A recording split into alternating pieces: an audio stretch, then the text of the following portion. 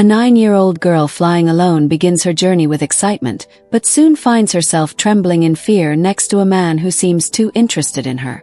What happens next will make you rethink how we look out for each other in moments of distress.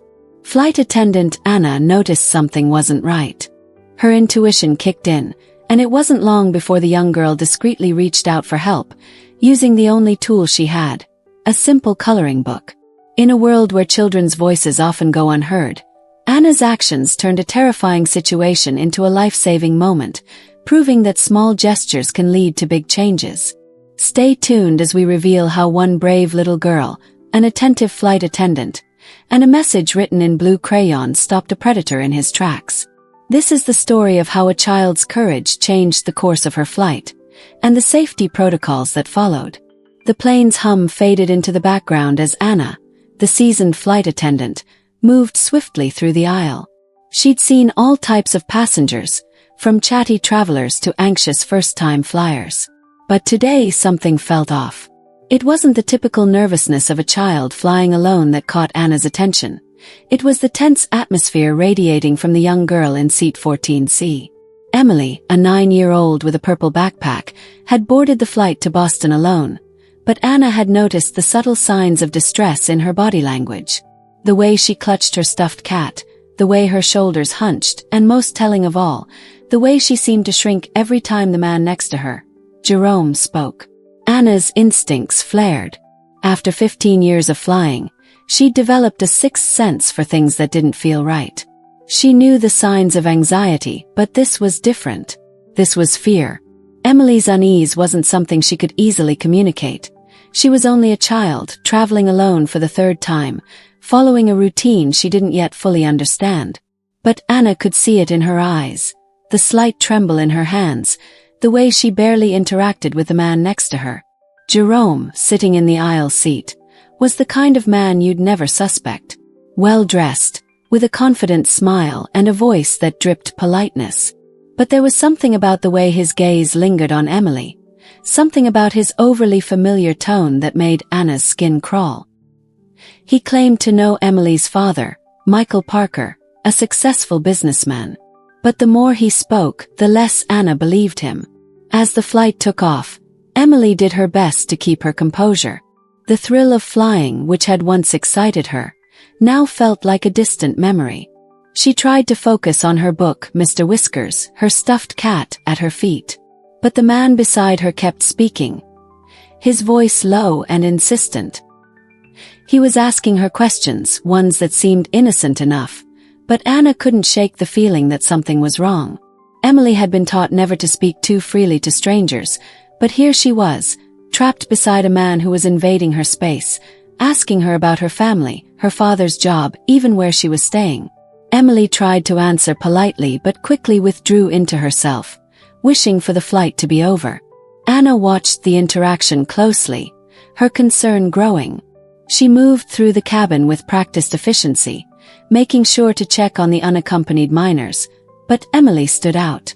Her body language screamed discomfort. And it was the small things, like the way Jerome's smile didn't reach his eyes, the way he subtly leaned closer to Emily, that made Anna even more certain that something was wrong. When she made her rounds, Anna took a moment to approach seat 14. She checked on Emily, asking if she was comfortable and if she needed anything. Emily nodded, but there was no spark in her eyes. The young girl's fear was palpable, but she didn't yet have the words to express it. That's when Anna noticed the subtle clues. Emily's trembling hands as she gripped the edge of her book and the faint, almost imperceptible sigh that escaped her lips when Jerome shifted in his seat. Anna's intuition told her this wasn't just a scared child. It was a child in real distress. But how could she help without alarming the man sitting beside her? Anna needed to act quickly and carefully. She decided to create a small distraction. "Would you like a coloring book, Emily?" she asked, her voice warm and inviting. Emily's face lit up for a brief moment, as if the offer had broken through her fear. She nodded quietly, and Anna handed her a small activity pack, hoping it would give Emily the opportunity to communicate in a way that didn't alert Jerome to her discomfort. As Emily settled in with the crayons, Anna made a mental note to check on her again soon. She continued through the cabin, but her eyes kept flicking back to Emily. The girl was scribbling away in the book, clearly trying to focus on something, anything, to block out the man beside her. Jerome, however, wasn't taking the hint. His attempts to engage with Emily continued, growing more insistent. But Anna knew she had to be patient. She couldn't make a move until Emily had a chance to communicate. When Jerome stood to go to the bathroom, Emily seized the moment. She quickly flipped open the coloring book, grabbed a crayon, and began writing a message on the edge of the page. He says he knows my dad. He doesn't help me. Please, he keeps touching my hand. The note was clear and chilling, and it sent a shock through Anna's system. Without skipping a beat, Anna took the opportunity to return to Emily's seat, pretending to check in on her. She noticed the note, but she didn't react immediately. Instead, she casually leaned down and asked, "Emily, would you like to come see the cockpit? The pilots love meeting young travelers like you." Emily's eyes widened. "Yes, please," she whispered, a quiet relief flooding her face. Anna didn't hesitate. She ushered Emily out of her seat and toward the front of the plane, far away from Jerome.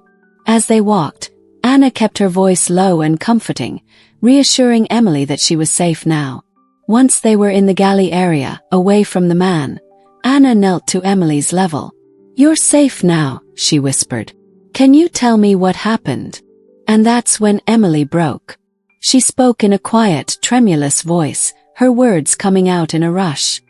"He kept telling me he knew my dad. He kept saying he was going to help me with my bags. But I don't have any bags. I don't know him, and he touched my hand."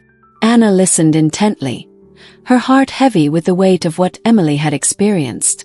But she also felt an overwhelming sense of pride. Emily had recognized something was wrong and had found a way to reach out for help. Anna quickly briefed the captain, who immediately initiated the child protection protocol. Law enforcement would meet the plane upon landing.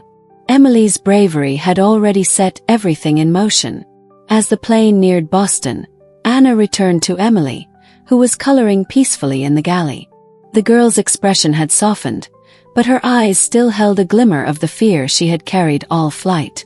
"Everything is going to be okay," Anna said softly, offering the girl a reassuring smile. And when the plane finally touched down, the authorities were waiting. They quickly escorted Jerome off the plane, handcuffed and silent. Emily was reunited with her father, Michael Parker, who had been anxiously waiting at the gate. His gratitude for Anna's actions was evident, but it was Emily who had truly saved the day. Through her actions, Anna had not only protected Emily but had also changed airline policy forever. This story is a testament to the power of intuition, the bravery of a young girl, and the importance of listening when something doesn't feel right. Emily's small act of courage had saved her from harm, and in doing so, had also made flying safer for every child traveling alone in the future.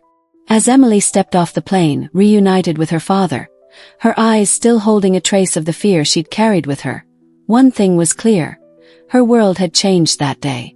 The girl who had entered that plane with trembling hands had found her voice, and in doing so, had not only protected herself but had also sparked a powerful shift in airline safety protocols. The small, seemingly insignificant act of scribbling a message on a coloring page had led to an entire system overhaul, ensuring that future unaccompanied minors would be safer, more visible, and more protected. That simple moment of courage made all the difference, transforming a terrifying experience into a story of empowerment. But Emily's story doesn't end here. It's a reminder to all of us, especially to children, that we can trust our instincts and that there's always someone who will listen when we speak up. For Emily, that was Natalie, who noticed the signs, acted on her intuition, and made sure that this young girl would make it home safely. But, as Emily's father wisely said, "You did the right thing even if you're scared." It's that courage to act, even when the fear is overwhelming, that can change lives. As Emily continues to grow, empowered by her own bravery, we're reminded of the ripple effect of kindness and vigilance in the world. Stories like this are proof that small actions can lead to lasting change. If Emily's story moved you, if you believe in the power of small acts of kindness to change the world, we invite you to share this video. Like it, comment below, and subscribe to Acts of Kindness Stories. We're striving to hit 10,000 subscribers, and your support helps spread these vital messages to inspire more people to take action and make a difference in their communities. Thank you for watching, and remember, every act of kindness counts, no matter how small.